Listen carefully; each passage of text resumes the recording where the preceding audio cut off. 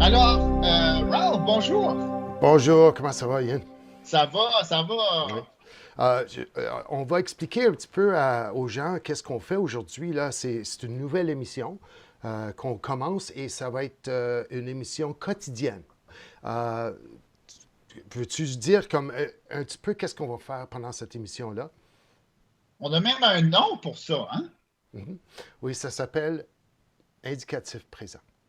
Ah, j'adore ça. Un peu comme Futur 5, mais là, c'est indicatif présent, là. C'est Faut qu'on ça. s'en occupe, là. C'est Oui, courant, c'est à la minute. Oui, oui, exactement. OK. Puis le excellent. format.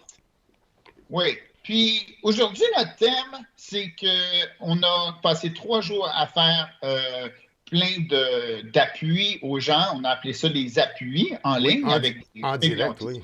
Oui. Oui. Puis, Mhm. il est ressorti de ça une foire à questions de plusieurs dizaines de questions.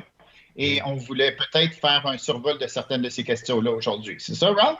C'est ça. Donc, on va examiner des questions et puis on a même un invité surprise pour poser sa question en direct là, pour nous, puis on va la répondre. Et puis, des fois, on va aussi avoir des invités pour nous démontrer quelque chose. Donc, si la réponse à une question ou s'il y a une idée intéressante pour l'enseignement à distance, on va avoir des invités qui vont venir nous présenter un petit quelque chose là, qui serait une, une, euh, une technique ou un logiciel qu'on peut utiliser pour faire l'enseignement à distance. Donc, c'est ça vraiment la prémisse de notre émission quotidienne. Alors, sans plus tarder, Ian, je pense que toi, tu as un invité qui voulait nous poser une question, c'est ça?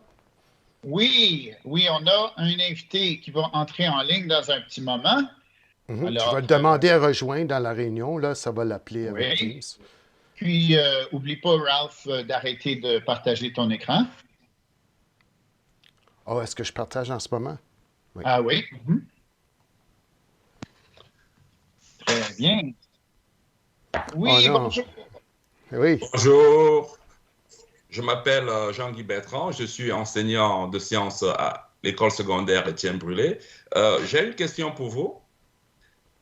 Oui, vas-y, Oui, Jean-Yves. allez-y. Voilà, si j'ai déjà un bloc-notes établi à l'extérieur de Microsoft Teams, est-ce qu'il est possible de l'importer dans Microsoft Teams afin de permettre à mes élèves d'y accéder? Oui, Merci. c'est une Très bonne bonne question. question. C'est une bonne question, Jean-Guy, parce que, comme tu dis, il y a beaucoup de profs comme toi qui avaient déjà commencé des choses dans OneNote et que, en fait, ça fait peut-être 2 ou 3 ans qu'ils font leurs cours avec OneNote. Alors, toutes les notes de cours sont là, tous les liens à des PowerPoint, les devoirs pour les élèves et tout ça, là. Donc, les gens investissent énormément dans leur OneNote.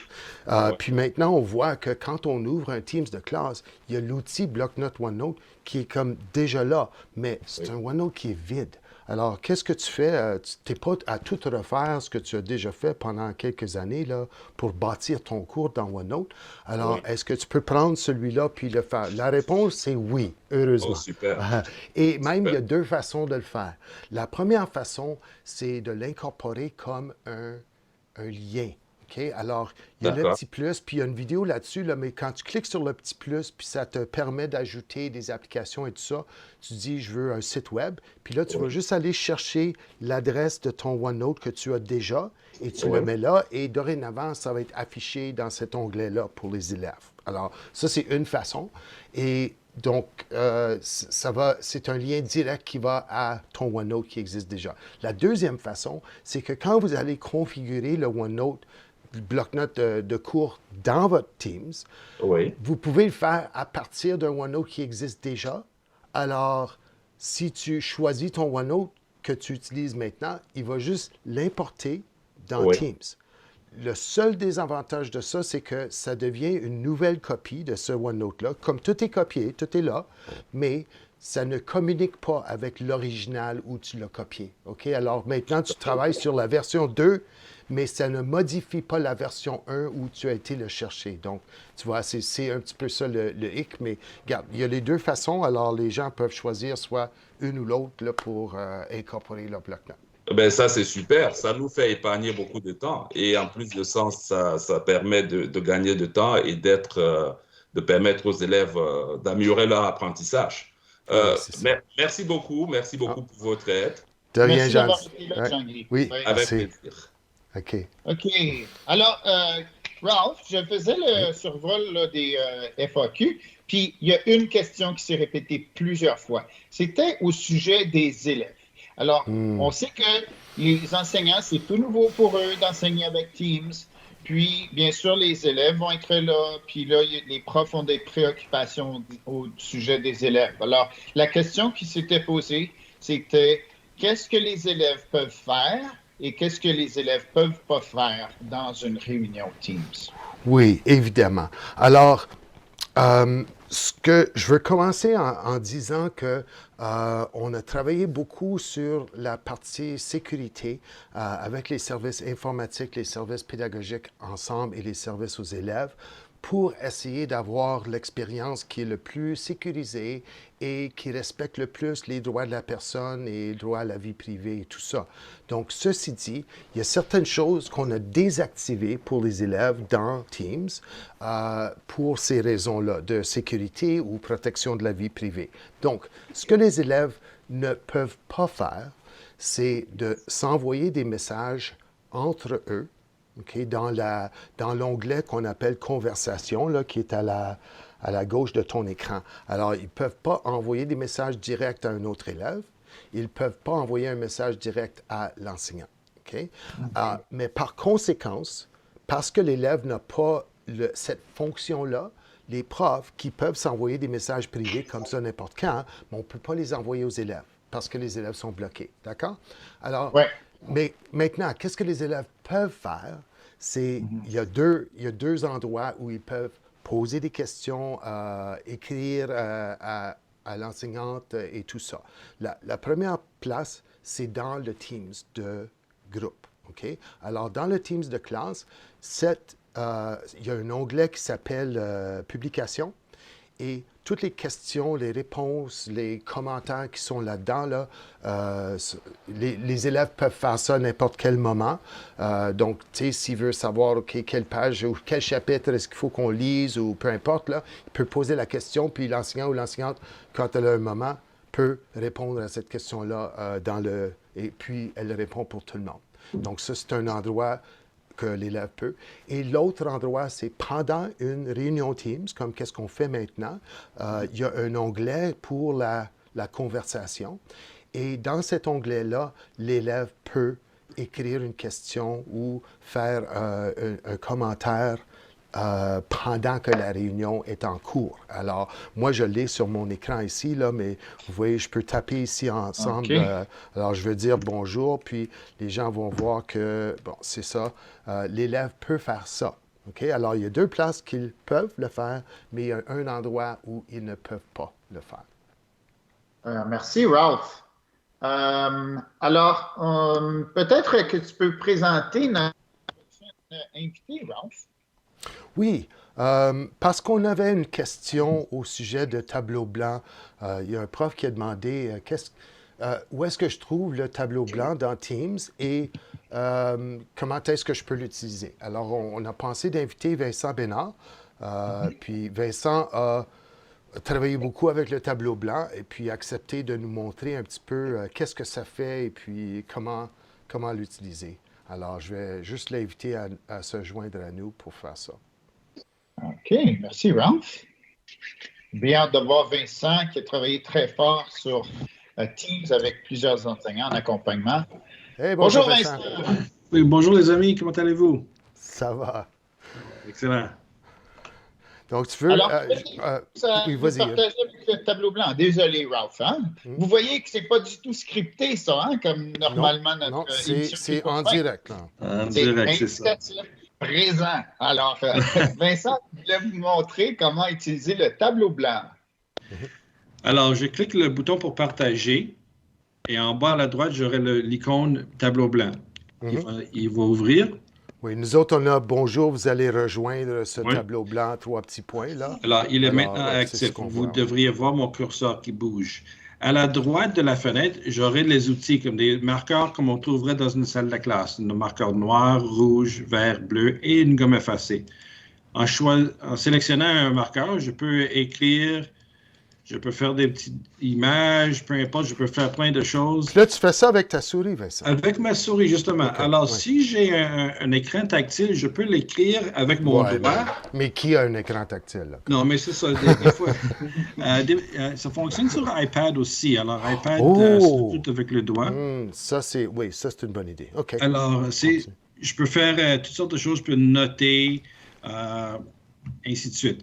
J'ai aussi l'option d'aller dans les paramètres et je peux exporter l'image qui serait en effet mon tableau blanc quand j'ai terminé. Et ici, je peux copier un lien de partage pour inviter des gens à collaborer dedans. Intéressant. Il y a un petit bouton qui dit « Ouvrir dans l'application ». C'est quoi l'application? Oui. Alors, l'application me donne des fonctionnalités très avancées. Vraiment génial. Et une fois qu'on prend le temps de le découvrir, vous allez voir que c'est vraiment fantastique. Alors, je vois déjà les invités, il y a Ralph et Ian qui sont déjà collaborateurs sur mon tableau blanc. Ah, OK, oui. Alors, en bas ici, j'ai l'option, une barre d'outils, c'est activer le mode manuscrit, ajouter une image, ajouter une note. Je peux insérer des objets comme du texte. Il y a une petite boîte de texte. Je pourrais la je reviens, excuse. Ajouter du texte. OK, excuse Vincent, pour être capable de voir ce que tu fais, j'ai dû cliquer sur le bouton qui disait « Ouvrir dans l'application hein? ». Parce qu'on je ne pouvais pas le voir en direct là, pendant que... donc, ça veut dire que, parce que je viens de l'installer ce matin, ça veut dire que moi, je dois avoir l'application installée sur mon ordi pour pouvoir être dans l'endroit interactif avec toi. Parce que là, je vois que je peux bouger ton petit carré jaune ici. Là. Alors, on est tous là. Ian est là, moi, je suis là. Donc, ça, c'est l'environnement où tu peux travailler avec des élèves, c'est ça? Oui. Et il est, juste pour noter, il est disponible gratuitement à travers le magasin Microsoft, qui serait, je crois, sur mon ordi. Il est situé au bas de mon écran, dans la barre des tâches. Vous cliquez sur le petit sachet avec l'icône Microsoft et vous recherchez pour Microsoft Whiteboard. OK. Oui. C'est ça. Et je peux aussi ajouter une grille de notes, une liste de choses, des modèles aussi qui sont en pré-version maintenant, mais c'est vraiment cool. Si je veux insérer des images de Bing, je clique ceci, puis je vais mettre chat. Et Bing va rechercher des images de chat libres de droit d'auteur. Je peux insérer cette image. Et voilà. Moi, je suis en train de le faire en même temps que toi, là, parce que j'enregistre mon écran. Je vois ton chat, oui, c'est vrai. Et ce qui est vraiment cool avec les outils, vraiment agréable avec les outils dans l'application, il y a plein de fonctionnalités. So, ici, si je veux écrire avec un marqueur, disons stylo bleu, le mot chat. Ah, OK, oui. OK.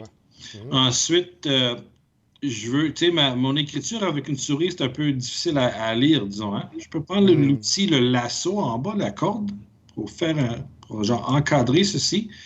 Et maintenant, vous voyez la petite baguette magique qui apparaît au haut. Je clique la baguette magique et regarde l'écriture. Et voilà, ça a amélioré l'apparence de mon écriture. Wow. Si je voudrais mettre en surbrillance quelque chose, j'ai le surligneur ici.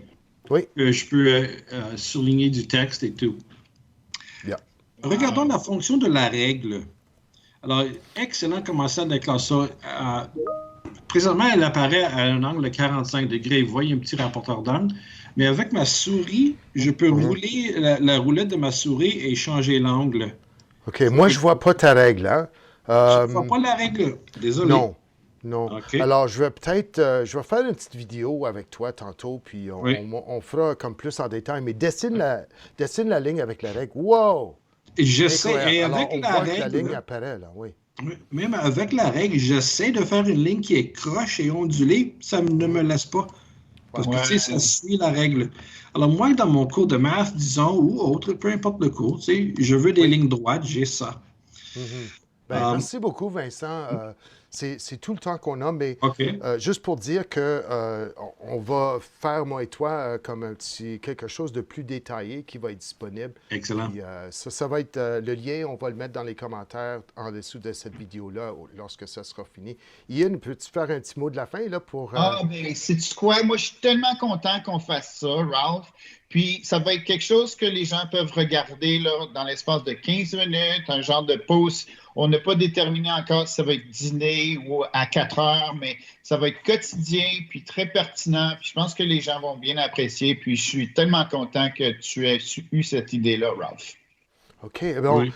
donc, c'est ça. On va se revoir demain et à la même heure. Et c'est quelque chose qu'on va essayer de faire pour vous à tous les jours parce que vous autres, vous avez une leçon à faire à tous les jours. Puis c'est incontournable. Donc, on se donne, nous autres, le défi de faire ça à tous les jours comme vous autres. Donc, c'est ça. À demain. Excellent. Merci, les amis. Merci, Vincent. Au revoir, Ralph. Bye. À demain. À demain.